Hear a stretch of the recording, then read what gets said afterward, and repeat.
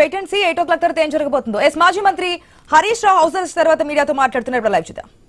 కల్పిస్తాం, ప్రజలు ఎక్కడైనా తమ నిరసన చెప్పొచ్చు, పోరాటం చేయొచ్చు అని కాంగ్రెస్ పార్టీయే పెద్ద పెద్ద మాటలు చెప్పింది కదా. ఈరోజు ప్రధాన ప్రతిపక్ష పార్టీగా ఆ దళిత గిరిజన బలహీన వర్గాల గొంతుకగా మేము పనిచేసే ప్రయత్నం చేస్తా ఉంటే ఎందుకు అడ్డుకునే ప్రయత్నం చేస్తా ఉన్నారు? ఇవాళ మా మాజీ ఎమ్మెల్యే మహేశ్వర్ రెడ్డి గారిని అరెస్ట్ చేసి పొద్దున్నే మన్నెగూడ పోలీస్ స్టేషన్ తీసుకుపోయింది, అక్కడి నుంచి ధరూర్ పోలీస్ స్టేషన్ తీసుకుపోయిండ్రు, అక్కడి నుంచి ఇప్పుడు బంటారం పోలీస్ స్టేషన్ తీసుకుపోతుండ్రు. అంటే గంటకో పోలీస్ స్టేషన్ తిప్పుతారా?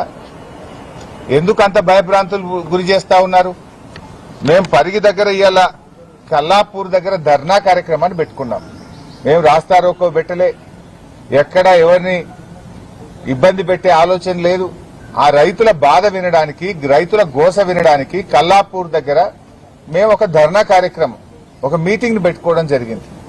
ఇలా ఉదయాన్నే పోలీసులు అక్కడికి వెళ్లి కల్లాపూర్లో వేసిన టెంట్నంతా కూడా చింపేయడం, టెంట్ను పడగొట్టేయడం, అక్కడ ఉండేటువంటి మహిళలను, ఆర్గనైజర్స్ అందరినీ కూడా అరెస్ట్ చేసి పోలీస్ స్టేషన్లకు తరలిస్తా ఉన్నారు. బాధితులు అక్కడికి వస్తే మీరందరు ఇక్కడి నుంచి వెళ్లిపోండి, మిమ్మల్ని అరెస్ట్ చేస్తాం, మీ మీద కేసులు పెడతామని చెప్పి ఆ భూ బాధితులను భయభ్రాంతులకు గురి చేసే ప్రయత్నం చేస్తా ఉన్నారు.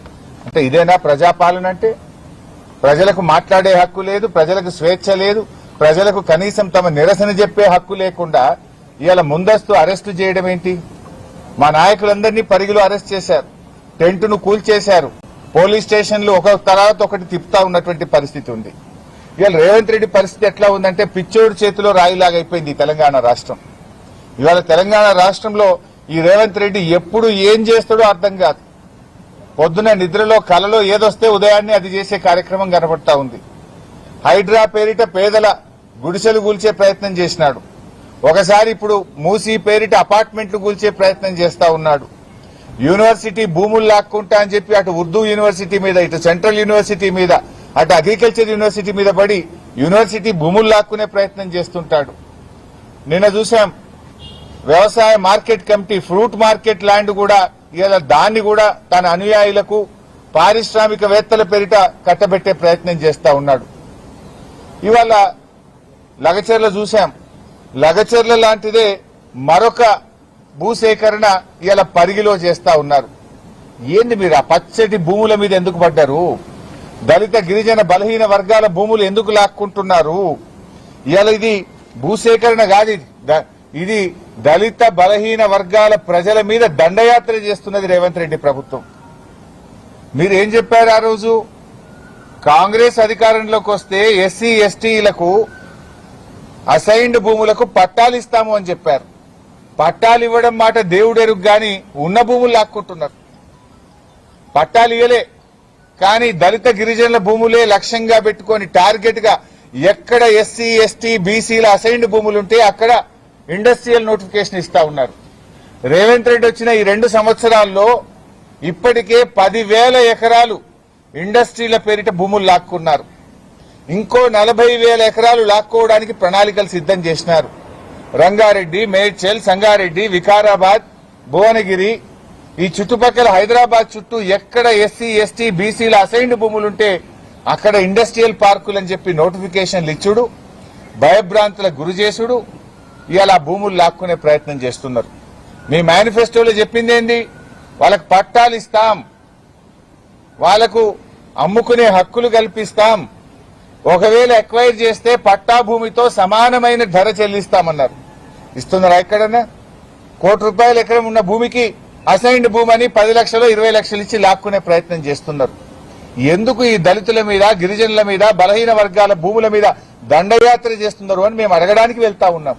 మమ్మల్ని ఎందుకు ఆపే ప్రయత్నం చేస్తున్నారు? అది ముఖ్యమంత్రి గారి జిల్లా వికారాబాద్ జిల్లా, స్పీకర్ గారి జిల్లా. ముఖ్యమంత్రి స్పీకర్ గారు ఉంటే మీరు రక్షకులుగా ఉంటారా, భక్షకులుగా మారతారా? అన్నీ ఉన్నా అల్లు నోట్లో శని అన్నట్టు ముఖ్యమంత్రి గారున్నా, స్పీకర్ ఉన్నా అక్కడే దళితుల భూములు, బీసీల భూములు, గిరిజనుల భూములు లాక్కునే ప్రయత్నం చేస్తున్నారు. అక్కడే లగచర్ల ఇన్సిడెంట్ చూశాం. ఇప్పుడు మళ్లీ పరిగిలో మరొక దమనకాండ ఇవాళ జరుగుతా ఉంది. పాపం మహిళలు, రైతులు గత నెల రోజుల నుంచి పోరాటం చేస్తున్నారు. మా భూములు ఇవ్వము అంటున్నారు.